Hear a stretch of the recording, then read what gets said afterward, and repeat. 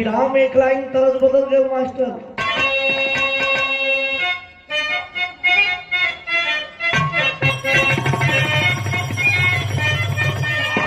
हमारे गुरु जी गावा कि रतियां होले गरमिया ना डर पौना। तो वही में कहूं कि काशी भैया नई नई बिहार से तरफ निकलल है तो तनी सा यहाँ चेंजिंग है। बिहार में जब उर्वशी घोड़ी बन गई, दिन भर घोड़ी और रात को कोरी बन के जब जंगल में घूमा हो तो कहो बाबा हमारी जवानी कैसे बीती। तो कहत हुआ गुरुदेव, कहत हुआ का कहत हुआ बिरहा के तरज है कहाँ कलकत्ता से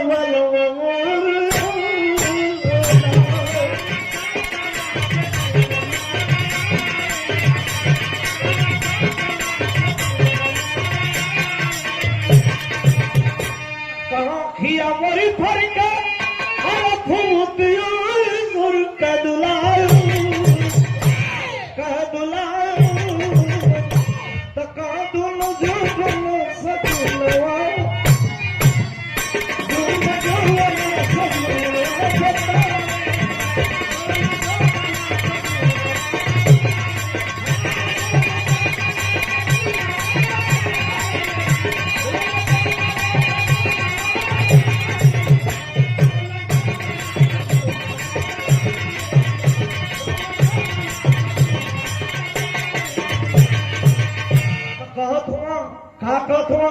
कहाँ की एक दिन गया डंगो राजा बीच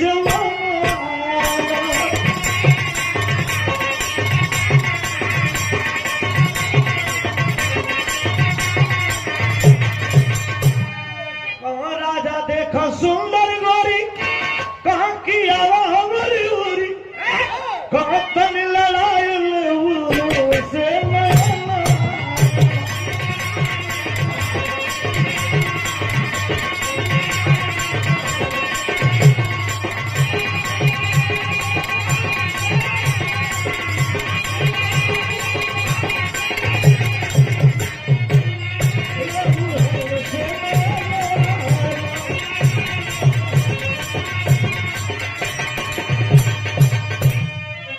राजा शिकार खेलने के लिए गया है जंगल में, और जब जंगल में गया उर्वशी मिलती है और घोड़ी के रूप में डंगो राजा उसको घर लाते हैं। जब घर लाते हैं तो राजा जब उस हमारे गुरुजी कहले हुआ, संतोष भैया गुरुजी कहले हुआ कि जब डंगो राजा उस घोड़ी को देखा तो डंगो राजा की डिग्री बढ़ती हुई 61-62 तक पहुंच जाती है। तो होता है क्या, कहां राजा घोड़ी घर लाए,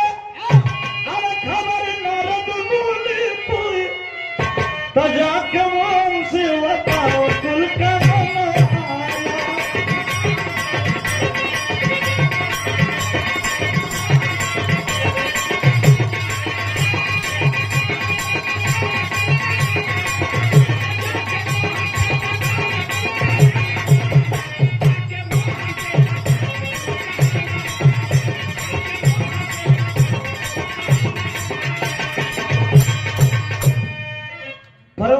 हमारे बड़े भैया गुरु जी के सुपुत्र, काशी गुरु जी के सुपुत्र, जो हमारे विरहा जगत के भगवान रहे, आप उनके सुपुत्र हैं। आपके द्वारा पुरस्कृत किया गया, चरणों में कोट कोट प्रणाम करता हूं। और कहना है का कहत हुआ, कहां की राजा संतोष भैया गुरु जी कहां की राजा घोड़ी घर लाए,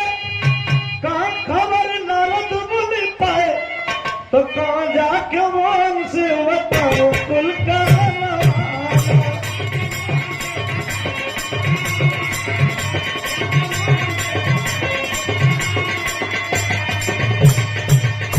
कहां तो घोड़ पर घोड़ चला के बैठल हुआ, ऐसा घोड़ी तोरे द्वारिका में आ जात तो द्वारिका का शोभा बढ़ जा। तो कहां बलराम जी की हौल मूसल चढ़ा के घोड़िए छीन ले आवा,